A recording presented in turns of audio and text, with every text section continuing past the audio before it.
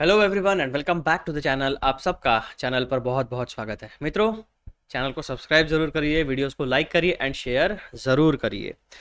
हम लोगों ने सीए इंटरमीडिएट के लिए एक अल्टीमेट रिवीजन बैच अनाउंस की है। कौन से सब्जेक्ट के लिए? पेपर नंबर 5 है आपका, ऑडिटिंग एंड एथिक्स। ये वीडियोस आपको मई 2025 एग्जाम्स के लिए एप्लीकेबल होने वाले हैं। स्टडी मटेरियल हमने वही यूज किया है जो हमारे प्यारे प्यारे इंस्टीट्यूट ने आप लोगों के लिए इशू किया है। ठीक है दोस्तों, अब देखो, स्टडी मटेरियल जो है आपके दो इश्यूज होते हैं। पहला स्टडी मटेरियल, दूसरा वीडियो लेक्चर्स। दोनों का सॉल्यूशन आपको मिल चुका है। पहला सॉल्यूशन आपको इंस्टीट्यूट ने प्रोवाइड कर दिया है, study material free of cost issue करके। यहाँ पर आपको जाना है आईसीएआई की वेबसाइट पर जाके बोर्ड ऑफ स्टडीज के पोर्टल से आप डाउनलोड कर सकते हो फ्री ऑफ कॉस्ट, उसमें कोई पैसा नहीं लगने वाला है। आपको जुलाई 2024 का एडिशन डाउनलोड करना है क्योंकि यही एडिशन आपके मई 2025 एंड ऑनवर्ड्स एग्जामिनेशंस के लिए एप्लीकेबल है। तो आपका जो पहला सवाल है, पहला प्रॉब्लम है study material, that is solved. दूसरा problem, video lectures for revision. Revision के वीडियो लेक्चर्स मेरे इसी चैनल पे आपको सारे चैप्टर्स के अवेलेबल होने वाले हैं। तो आपके जो दो कोर इश्यूज होते हैं वो दोनों कोर इश्यूज आपके सॉल्व हो चुके हैं एब्सोल्युटली फ्री ऑफ कॉस्ट। अब आपके पास पढ़ाई ना करने का एंड सीए एग्जाम्स को क्लियर ना करने का किसी प्रकार का कोई भी कारण, रीजन नहीं बचता है। अगर फिर भी आप YouTube के ऊपर available free resources plus free study material का यूज करके भी आप अगर सीए एग्जाम्स पास नहीं कर पा रहे हो तो दैट मीन्स ऑनेस्टली उसका एक ही कारण है कि मित्रों आपकी पढ़ाई में कमी हो रही है। पढ़ाई में कमी कैसे होगी मैं आपको बताता हूँ। पढ़ाई में आपकी कमी क्यों है? क्योंकि आपका जो टारगेट है दोस्तों, वो आपका टारगेट 40 और 60, बस आप इसी दुनिया में फंसे हुए हो। लेकिन दुनिया बहुत बड़ी है। 60 के आगे आपके 70, 80, 90 एंड 100, ये आपके हो गए मार्क्स। ठीक है दोस्तों, आपका ऑडिट का जो पेपर है वो आपका बनता है 100 मार्क्स का। अब आपको अटेम्प्ट्स क्यों लग रहे हैं मैं बताता हूँ। क्योंकि आपका जो विजन है वो बहुत ही सीमित है। आपके जो गोल्स है शायद वो गोल्स बहुत ही मीडियोकर है, मीडियोकर से भी कम है। क्यों बता रहा हूँ मैं आपको? ये हो सकता है आपको बुरा लगे मेरी बातों का, लेकिन यही सच्चाई है सारे स्टूडेंट्स की। आप जितना डीप डाउन ऑनेस्टली जाके खुद को देखोगे, खुद को एनालाइज करोगे, तो आपको यही पता चलेगा कि आपका पूरा का पूरा फोकस भाई 40 मार्क्स मिल जाए, भाई 60 मार्क्स मिल जाए, एग्जेम्पशन मिल जाए, बस आपकी दुनिया यहीं तक सीमित है। और इसीलिए आपके ऊपर अटेम्प्ट्स के ऊपर अटेम्प्ट्स लग रहे हैं। एक बार मेरी बात मान लो, यहां से हट जाओ, इस दुनिया को हटा दो और आपकी दुनिया जो है मीडियोकर से लेकर आपका जो टारगेट है वो बड़ा टारगेट सेट करो। एटलीस्ट मैं तो आपको कहता हूँ कि आप 70 का भी टारगेट सेट मत करना, आप 75 प्लस का ही टारगेट हमेशा सेट करना। दैट मीन्स आपको हर पेपर में डिस्टिंक्शन के साथ ही पास होना है, यही आपका टारगेट होना चाहिए। तभी जाके आप कुछ सही कर पाओगे। क्योंकि क्या होता है दोस्तों, 40 और 60 का टारगेट आप लेके चलते हो तो मेहनत भी आप उसी हिसाब से करते हो। और ऐसा जरूरी नहीं है कि जितनी मेहनत हम करते हैं उसके प्रोपोर्शन में ही हमें रिवॉर्ड मिले। कभी हो सकता है रिवॉर्ड ज्यादा मिले, कभी हो सकता है रिवॉर्ड कम मिले। लेकिन मेहनत इस दुनिया का जो उसूल है वो भाई साहब ये है कि जितनी मेहनत है उससे ज्यादा रिवॉर्ड कभी नहीं मिलता। या तो उतना रिवॉर्ड मिलेगा या उससे कम मिलेगा, ये आप देख लेना। तो अभी आप डिसाइड कर लो कि आपको मीडियोकर एवरेज स्टूडेंट बन के रहना है या सही तरीके से पढ़ाई करके आगे बढ़ना है। और एक बात जो मैंने अपने पर्सनल जर्नी से सीखी है, और ये ट्रू है, यानी कोई उसमें आपको मैं कोई डीमोटिवेट करने के लिए या कोई मोटिवेट करने के लिए, बस एक सिंपल ट्रूथ है लाइफ का, वो आपके सामने रख रहा हूँ 1 मिनट में। फिर हम लोग हमारा रिवीजन वीडियो आगे बढ़ाएंगे।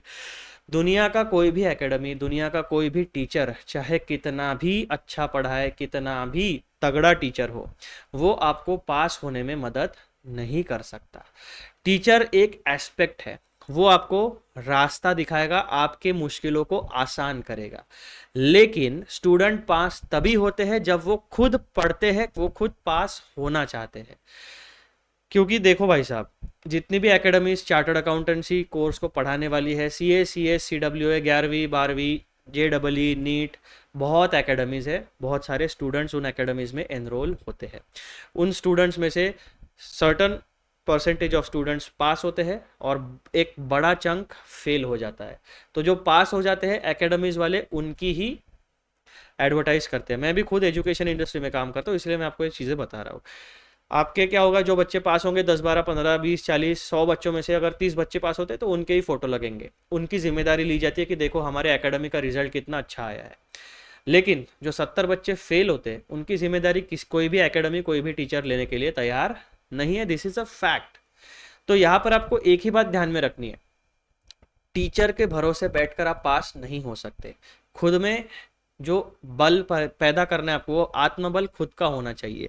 और इसीलिए मैं आपको बता रहा हूँ कि आपका जो विजन है वो विजन नैरो विजन से हटिए और बड़े विजन को एक्सेप्ट करिए, ताकि आपका माइंड ओपन अप हो, आपको मेहनत करने की इच्छा हो, और फिर आपकी दुनिया जो रुकी हुई है किसी अटेम्प्ट के ऊपर, वहां से आप आगे बढ़ो। पिछला जो भी बैगेज है आपका, उस बैगेज को लात मारो, हटाओ उस बैगेज को। रीसेट बटन है, आज अभी से आपका फ्रेश अटेम्प्ट है। बस इसी माइंडसेट के साथ आपको आगे चलना है। आपको अगर 2 बार पढ़ के याद रहता है तो 2 बार पढ़िए, 5 बार पढ़ के याद रहता है 5 बार पढ़िए। ऐसा कोई सर्टन नंबर नहीं होता है। जब तक आप पास नहीं होते हो तब तक आपको पढ़ना है। और पासिंग के लिए आपको ये वाला इस दुनिया में आना है, इस दुनिया में आपको बिल्कुल भी नहीं रहना है। This is a honey trap for the CA students. ठीक है दोस्तों, तो ये आपके लिए एग्जिस्ट नहीं करता, इसको दुनिया से हटाओ। This is your goal. अब हम लोग आगे बढ़ते हैं और मैं आपको लेके चलता हूँ हमारे चैप्टर नंबर 2 में, जिसकी रिवीजन हम लोगों ने शुरू कर दी है। इसके पहले वीडियो में, जो सबसे पहला वाला वीडियो था, उसमें हमने कंप्लीट चैप्टर का ओवरव्यू कंप्लीट कर लिया है। वो वीडियो आप पहले देख लेना, फिर आप इस वीडियो पे आप आ जाना। ठीक है दोस्तों, अब हमारा सबसे पहला टारगेट है दोस्तों, आपकी एक छोटी सी केस स्टडी है। उस केस स्टडी को हम पढ़ते हैं जो चैप्टर के शुरुआत में दी गई है। इस वीडियो में हम ज़्यादा लोड नहीं लेने वाले, बस यही केस स्टडी को रिवाइज करेंगे।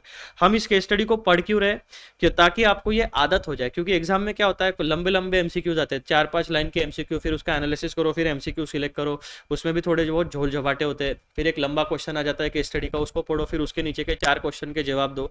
तो हम ऐसे क्वेश्चंस के लिए तैयार नहीं होते। ऐसे क्वेश्चंस को डील आप कैसे कर सकते हो, जो आपके किताब में सारी चीज़ें दी गई है। तो इन चीज़ों को आपको पढ़ना है। पढ़ते पढ़ते क्या होगा, आप इन चीज़ों के की पॉइंट्स उसी समय याद रखना शुरू कर देना। की पॉइंट जैसे ही आप याद रखोगे, धीरे धीरे आपके ऑटोमेटिकली जवाब आपके दिमाग में रहेगा। उन चीज़ों को मार्क करते चलो, और जैसे ही केस स्टडी के नीचे आप सवाल देखोगे, प्रॉपरली उस पैराग्राफ के ऊपर आ जाना, उसका एनालिसिस करना और आंसर वहाँ पे टिक कर देना या फिर लिख के आ जाना। बहुत ज़्यादा समय एग्जाम में आपके पास नहीं होगा, इसीलिए आपके माइंड को फास्ट काम करने की आदत लगनी चाहिए, और इसीलिए रीडिंग एंड राइटिंग बहुत ज़रूरी है।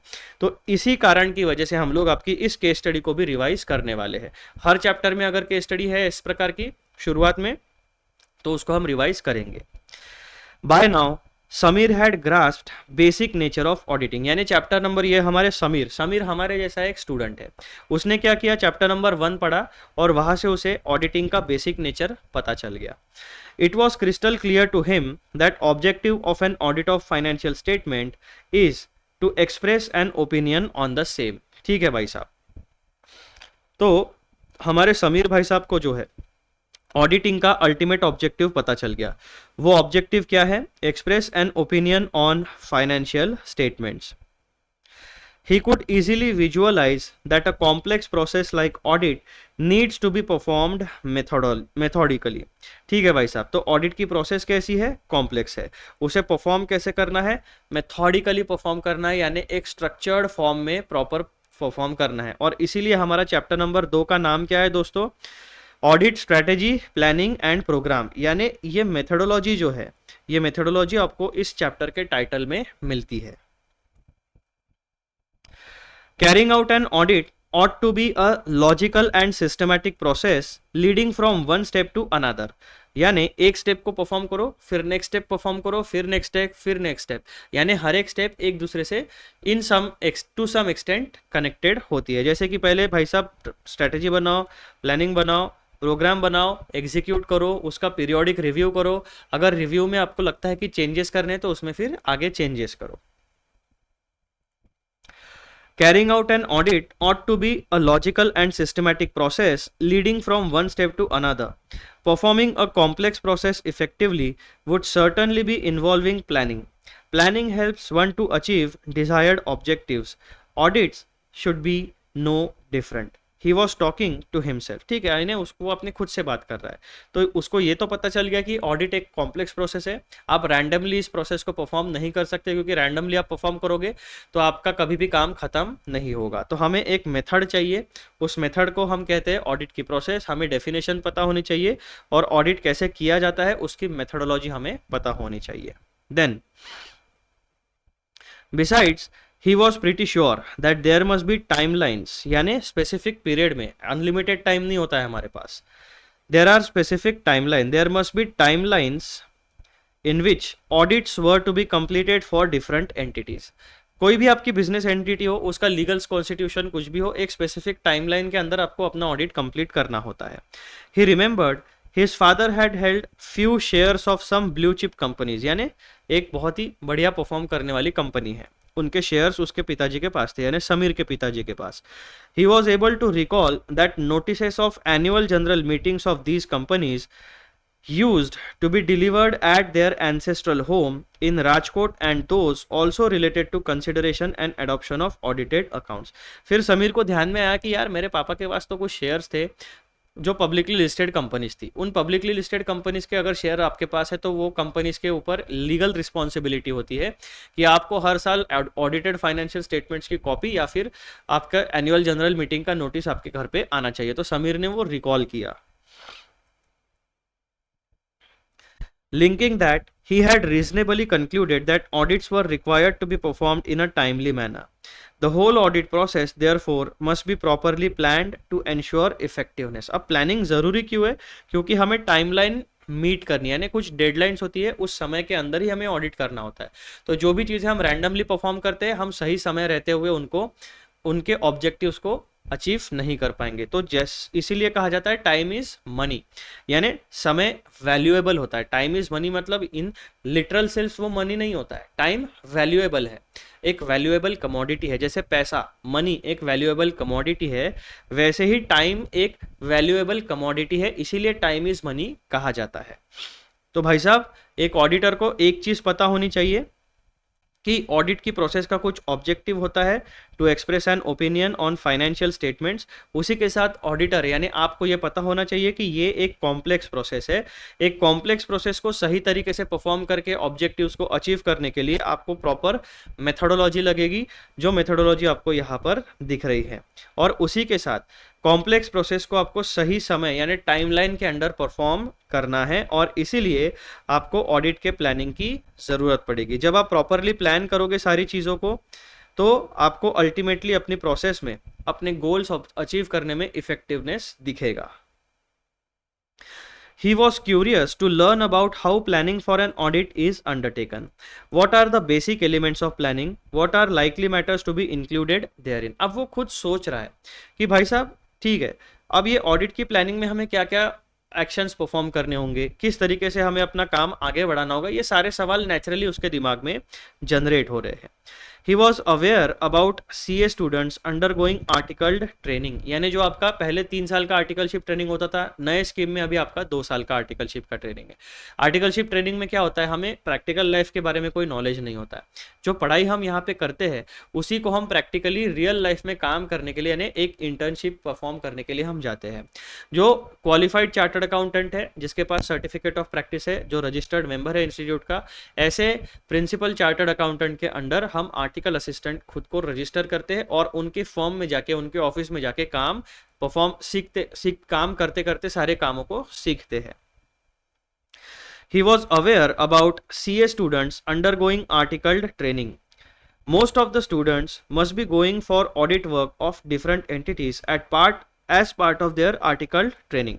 अलग अलग एंटिटीज होती है, कोई सर्विस इंडस्ट्री होगी, कोई मैन्युफैक्चरिंग, कोई एग्रो इंडस्ट्री, कोई पार्टनरशिप फर्म होगी, कोई एलएलपी होगी, कोई एलएलसी होगी, कोई सोल प्रोप्राइटर होगा, कोई पब्लिक लिमिटेड कंपनी होगी, कोई प्राइवेट लिमिटेड कंपनी होगी, कोई एनजीओ होगी, कोई ट्रस्ट होगी, कोई गवर्नमेंट डिपार्टमेंट होगा, कोई स्टेट गवर्नमेंट होगा। तो ऐसे अलग अलग एंटिटीज होती है। A thought came to his mind. How do students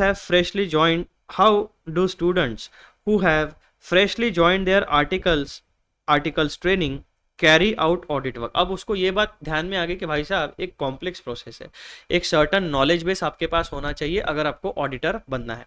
तो जो स्टूडेंट्स फ्रेशर जो फ्रेशली आर्टिकल असिस्टेंट करके रजिस्टर करते हैं वो कैसे काम करते होंगे, उनको तो कुछ भी बैकग्राउंड पता नहीं है ऑडिट के प्रोसेस, कोई भी नॉलेज नहीं होता है एक्चुअल रियल लाइफ में कैसे, एकेडमिक नॉलेज तो है लेकिन रियल लाइफ में कैसे काम उसको इम्प्लीमेंट करना है।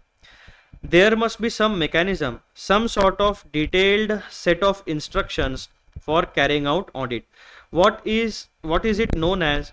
His inquisitive mind was constantly engaged in such kind of questions. तो यहाँ पर देखो क्या बोला गया है भाई साहब, कॉम्प्लेक्स प्रोसेस को परफॉर्म करने के लिए कोई डिटेल्ड सेट ऑफ इंस्ट्रक्शंस होने चाहिए, यानी ऑडिट प्रोग्राम। यहाँ पर हम ऑडिट प्रोग्राम की बात कर रहे हैं। He was also anxious to know what would happen to audit plan if some new information comes to light of auditor during course of audit which was hitherto unknown to him at the time of planning. यानी जब audit का काम शुरू किया, जब audit की strategy and planning phase था, तब ऑडिटर के सामने कुछ ऐसे फैक्ट्स थे जो उसे उस समय पता नहीं थे, लेकिन जैसे हमारे ऑडिट का समय आगे बढ़ा, काम आगे बढ़ा, तो कोई नए फैक्ट्स हमारे सामने आए, तो उन नए फैक्ट्स को किस तरीके से डील किया जाएगा, ये सवाल उसके दिमाग में आया। Is audit plan flexible? तो हमने ऑलरेडी जो प्लानिंग करके रखा है, क्या उस प्लान में हम नए फैक्ट्स के बेसिस के ऊपर चेंजेस कर सकते हैं क्या? दैट मीन्स ऑडिट का जो प्लान है, ऑडिट की जो स्ट्रेटेजी है, ऑडिट का जो प्रोग्राम है, डिटेल्ड सेट ऑफ इंस्ट्रक्शंस है, इनमें हम चेंजेस कर सकते हैं क्या? Can it be changed as audit progresses? यानी जैसे जैसे ऑडिट का काम आगे बढ़ता है हम क्या चेंजेस कर सकते हैं क्या? Another question raging in his mind was whether all such information was necessary to be put in writing by the auditor। यानी आपको एक पूरी समीर की स्टोरी बताई गई है जिसमें उसको ऑडिट की मेथोडोलॉजी से लेकर ऑडिट डॉक्यूमेंटेशन तक सारी चीजें। अब यहां पर ये स्टेटमेंट क्या कहा गया है उसका देखो, another question raising in his mind was whether all such information was necessary to be put in writing. इसका मतलब क्या हो गया दोस्तों कि भाई साहब उसको ये पता चला कि डॉक्यूमेंटेशन की कोई मैंडेटरी या वॉलंटरी रिक्वायरमेंट होती है क्या, यानी ऑडिट वर्किंग पेपर बनाने की। डॉक्यूमेंटेशन की इस बात का, ऑडिट वर्किंग पेपर का।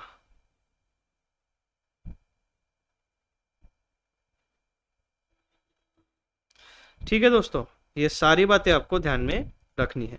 तो आपको ये स्टोरी इसलिए बताई गई है ताकि आप इस चैप्टर से एकदम तुरंत कनेक्ट हो जाओ, और इसीलिए मैंने भी आपके लिए ये स्टोरी रीड आउट करके एक छोटा सा रिवीजन आपके लिए इसका करा दिया है, ताकि आपको ये पता चल जाए कि भाई साहब ऑडिट एक कॉम्प्लेक्स प्रोसेस होती है जहां पर हमें ओपिनियन एक्सप्रेस करना होता है ऑन फाइनेंशियल स्टेटमेंट, क्योंकि वही हमारा अल्टीमेट ऑब्जेक्टिव होता है। ऑडिट की एक सर्टन मेथोडोलॉजी होती है, ऑडिट एक सर्टन टाइम फ्रेम में फुलफिल करना होता है, ऑडिट का प्लानिंग हमें करना होता है, ऑडिट की प्रोसेस इफेक्टिव होनी चाहिए, उसी के साथ साथ ऑडिट प्रोग्राम यानी डिटेल्ड सेट ऑफ इंस्ट्रक्शंस होना चाहिए, और ऑडिट वर्किंग पेपर का डॉक्यूमेंटेशन भी प्रॉपरली होना चाहिए। तो इस स्टोरी में आपके पूरे चैप्टर में जितनी जितनी बातें आप पढ़ने वाले हो वो सारे क्वेश्चंस उन्होंने स्टोरी फॉर्म में आपके दिमाग में एक स्टोरी जनरेट करके डालने की कोशिश की, ताकि जब भी आप डायरेक्टली जाकर कोई टॉपिक पढ़ो तो आप एकदम, आपके लिए वो टॉपिक थोड़ा सा फैमिलियर हो जाए, एक परिचय आपका दे दिया उन्होंने, इसीलिए उन्होंने आपके लिए ये स्टोरी यहाँ पर बनाई है। और ये वीडियो होता है यहाँ पर समाप्त। अगले वीडियो में हम लोग क्या करने वाले हैं, रिवीजन एक्चुअल चैप्टर की शुरू करने वाले हैं टॉपिक नंबर 1 से। ठीक है दोस्तों, चलो जाने से पहले एक एज यूजुअल छोटी सी रिक्वेस्ट, चैनल को सब्सक्राइब जरूर करिए, सारे बेल नोटिफिकेशंस को ऑन रखिए एंड वीडियोस को लाइक एंड शेयर जरूर करिए। चलो मिलते हैं, बाय बाय।